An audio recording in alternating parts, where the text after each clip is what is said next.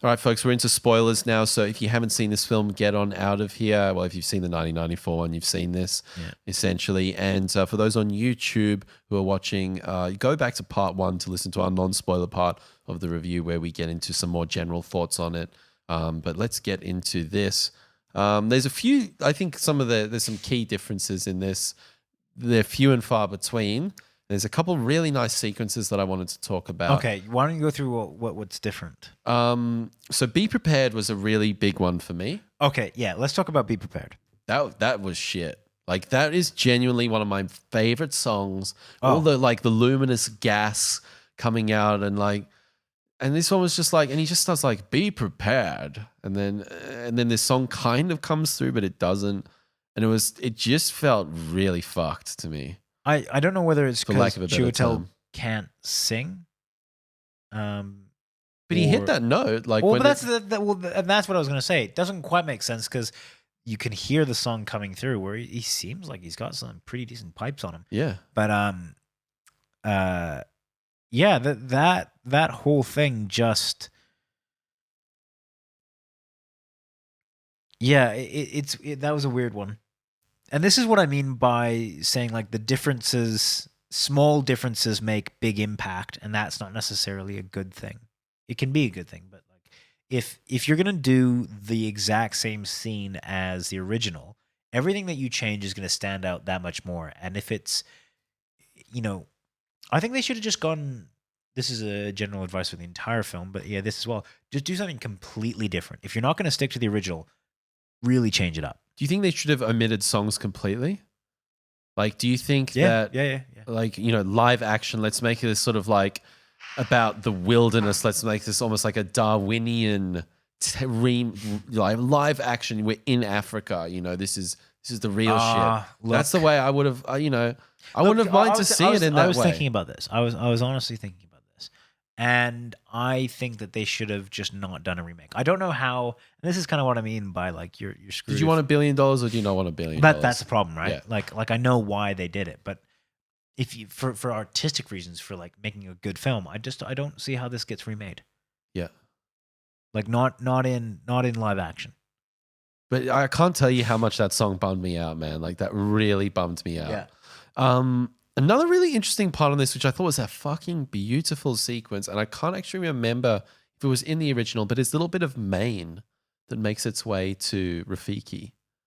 I really loved that sequence. I thought that was beautiful. There was something kind of dust. There was something that made its way to Rafiki. But it was more like leaves or something, right? It might have been leaves or something like that. Yeah. But like that scene, I thought was absolutely beautiful, and then. Really? The giraffe ate the leaf and the hair, and I was like, it kind of faded to black, and I was like, oh, okay. And then it goes to the dung beetle. I was like, okay, we're into another sequence, and it was still the same sequence. And I was like, wow, this is really cool. Like this is what I love. This like the more naturalistic, like almost like a David Attenborough kind of take, and that was really beautiful to me. Rafiki kind of fucked it up at the end because I didn't really like the way they did Rafiki in this. But I tell you what, I thought that sequence was like, okay, Jon Favreau, he directed at least one scene in this film. Yeah. And that was a scene that he directed. As far as the scene goes, it was all right. I felt it went a little bit long. I loved it, dude. Yeah? I absolutely loved it. I thought it was fucking awesome. Probably my favorite part in the film, but oh wow, the most original part. It felt pretty inconsequential to me, to be honest. I was like a little bit like, whatever. But yeah, fair enough. Yeah, I think that it was like some leaves and some wind that was what was originally. Yeah, I'm pretty sure it was. And then another big part in this was Beyonce Song, Spirit. Which one was that? So I didn't think that there was any. So when they went, so he has the sequence with Rafiki and remember who you are. Yeah. And then he's running back, and in kicks this new song that Beyonce's done. Oh, that's right. And it was like, this was the only one where the characters weren't singing it, and it was just like a backing track. Yeah. I was like, what in the fuck is this? I get it. Like, in terms of like a marketing and like a package, like bringing in Beyonce as a voice actor and getting a song, think it was terribly bad. Brilliant. Like, brilliant way to do it. Get Beyonce on a song, that's great press. It gets it out to the world. But like, that song sucked. That did not belong in this film. That was just get the fuck out of there. And the fact that they didn't Really? even sing it was a testament to me. Like they might have even just fucking came up with this 2 months ago and shoved it in there. It felt really just no. That didn't bother me, to be honest. Did it not bother you that they weren't singing it and it was like the only song? No. How come? I don't think anything in this movie elicited any great amount of emotion from me. I'll be honest. Yeah, I don't know. It was just music. Nah, that pissed me off. Yeah. Another big difference that I noticed was Timon and Pumbaa. They had a lot of little cute critters around them. Oh, Like- yeah. Like a lot. Like they had the little shrew. They had the lemurs and the. Do you think that added to it? Like, do you think that I was a love positive that. change? I love that, man, and especially in the jungle. Like they expanded upon that song quite a lot. The Lion Sleeps Tonight, whatever that song is. They expanded on that quite a lot. Like they did 2 or 3 verses in this, and it gets cut off very quick. In the original, and I love that scene, man. And Nyala comes in and scares the fuck out of them. Like that was so good. I really loved that, and that was right next to the scene with Simba's mane. So those 2 scenes there worked really well for me. Yeah. I liked out of all the songs, The Lion Sleeps Tonight I thought was the most interesting. Out of them all, just because they were adding on those little. It felt a bit tacky, but ultimately I thought it was something interesting. How the animals are dancing and stuff. Well, dancing and adding to the music, Yeah, which I thought was kind of cool. But yeah, and I did like the little jump scare at the end. yeah, that was fucking awesome. Yeah. That was great. Any other changes that? Those are the big bothered you? ones that kind of stood out to me. Did any stand out to you? The mouse sequence at the beginning went quite a while. Did you notice that? Like the little, like right at the beginning, just after the Circle of Life song, and you get into that little mouse. Yeah, it I'm was like, quite a while. What the fuck? Look, what really kind of drew my attention about this film was not how different it was how similar it was. And that kind of disappointed me a lot. Did you like the scene Simba communicating with his dad in the clouds? I stepped out for that scene. Oh. I'm really annoyed. It was one of the only scenes that I wanted to see. So the way they did it was like just lightning came up and it sort of flashed into the sort of the face of a lion, but That sounds it was really cool. subtle. Like it wasn't kind of like the old one with the sort of Yeah. the clouds form. I'm actually really disappointed I missed that scene. I liked it. All right, I'll tell you one scene that I oddly enough really miss was Mr. Pig. Yeah. When Yeah, it was missing. Yeah. what's the bird? Azazu, and Timon are stuck in the cage. Yeah. I got a lovely Dutch coconut. Yeah, dilly right? dee. They're all standing in a row. And Pumbaa comes in.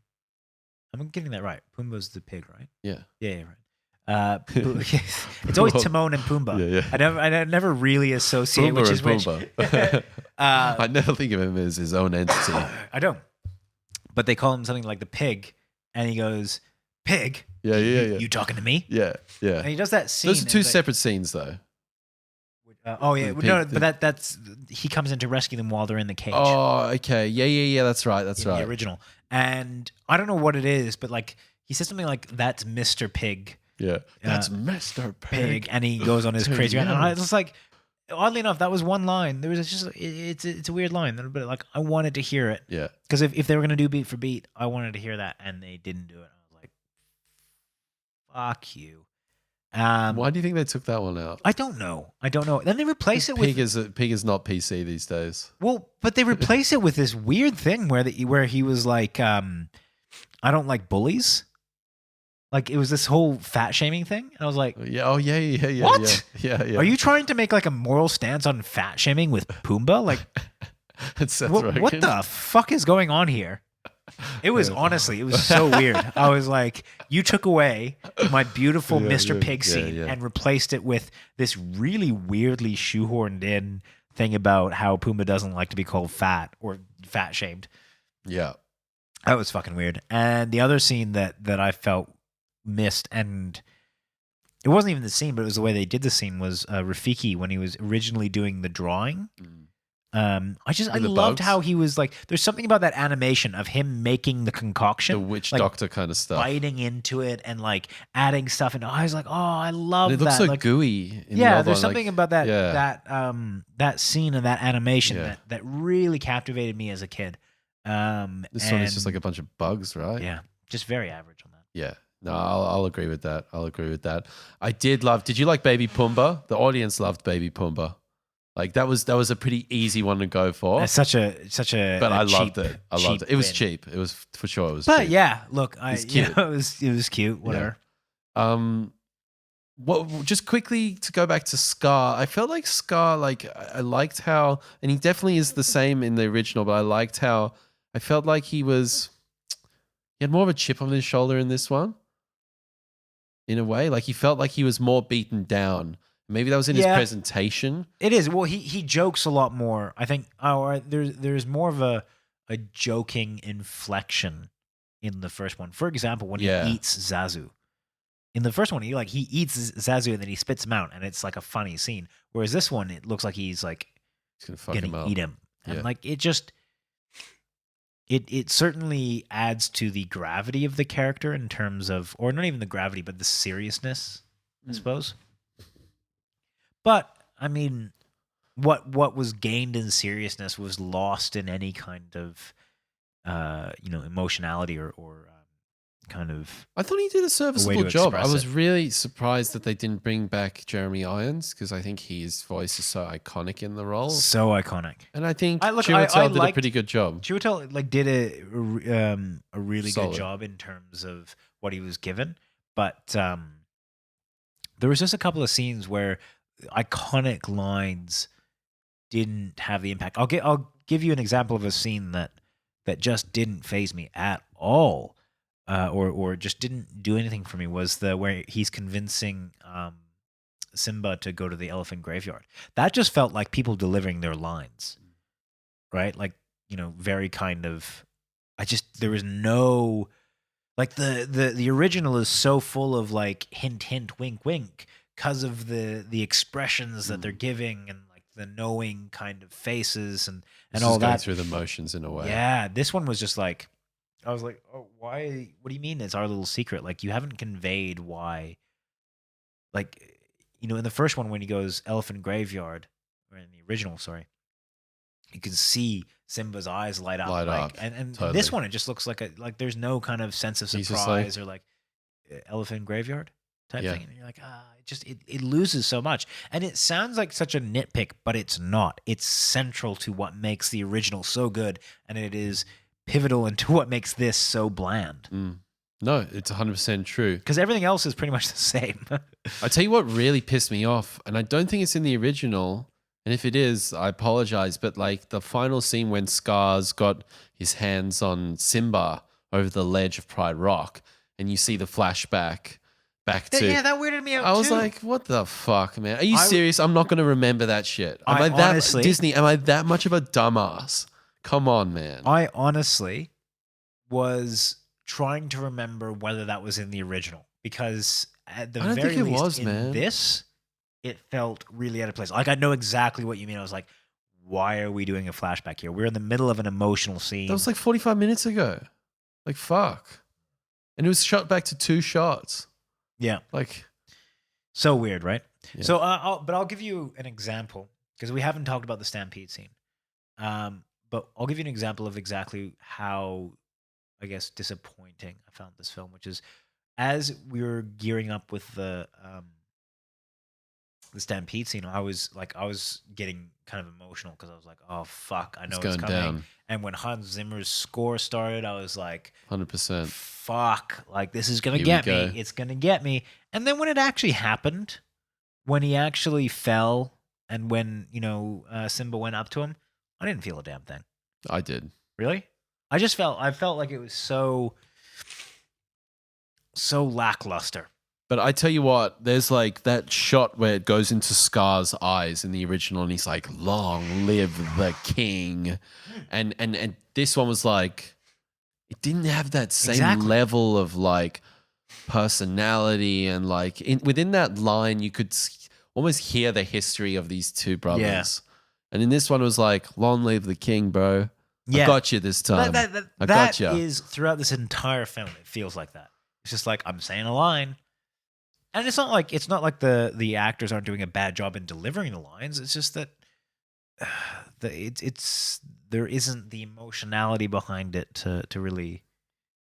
Yeah. Do you think there's also another layer to this within like Sarabi and all the female lions just like, oh, I'm not going to fight back with Scar? I mean, like, that's the story, but there's just like a layer there where I'm like, maybe they could have like injected a little something in there. I don't know. That's just like a little point that I thought was like, okay. Like the women are just going to kind of sit around and, be repressed, and that's that. Yeah. I just thought like they could have done something there to like, bring it up. Like the poor women lions, like, come on guys. Yeah. Let's, Why? Why? I just thought they could have done something there. But anyway, Lion King. I think that's it, man. Benny missed this one, bastard. Lucky bastard. Yeah. And do you feel as though this sequel was worth it? Or not sequel, sorry, this remake was worth it? I just love these songs so much that it is worth it.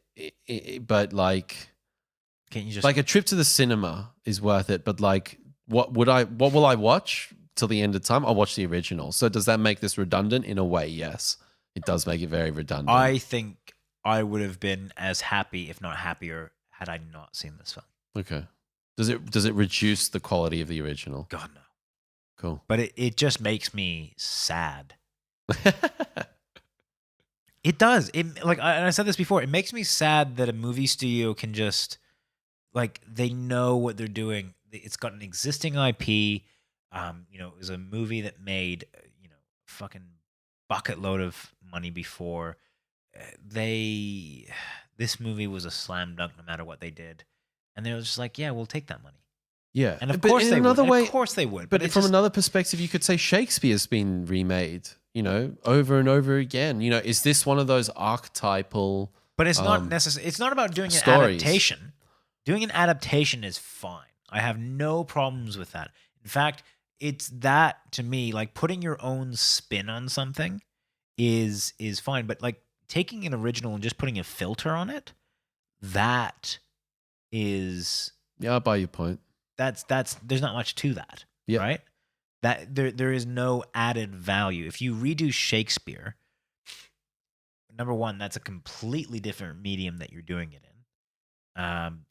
But a play to play, same medium. Not talking about like bringing it into a film. Or if you're gonna are you saying? Wait, sorry. What are you saying that if they do the play? I'm saying that listen, a lot of people say the notion of a remake is bad. And I contend with that. I disagree. And there's a lot of archetypal stories and even like Shakespeare and all kinds of stuff that'll be like, look, these old time stories that are sort of core to human existence. I agree with you. I don't think remake is a dirty word. I don't think that people should be discouraged from making remakes. I think that's fine. It's the way you do it. Are you adding something to this? Why are you making it? And if your contribution to the story or the piece of art is to say, I took it and I upped the resolution on it, then it's kind of like, well, then why did you bother? Because if you put these next to each other, I can always just watch the original. Yeah. I can't tell you, man, like that original story and this one, watching it again tonight, like I feel like that's almost my religion. I know it sounds really weird to say that, but like, does sound weird.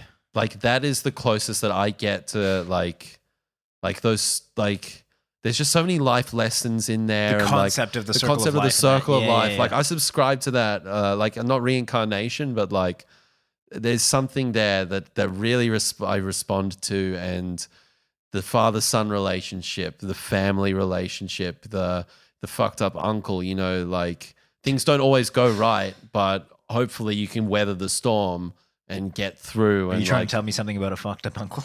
no, but like, just like this story is very beautiful story, and I really do love it. Yeah. On that level. So, Lion King done. We'll be back next week, folks. Tons of movie reviews coming.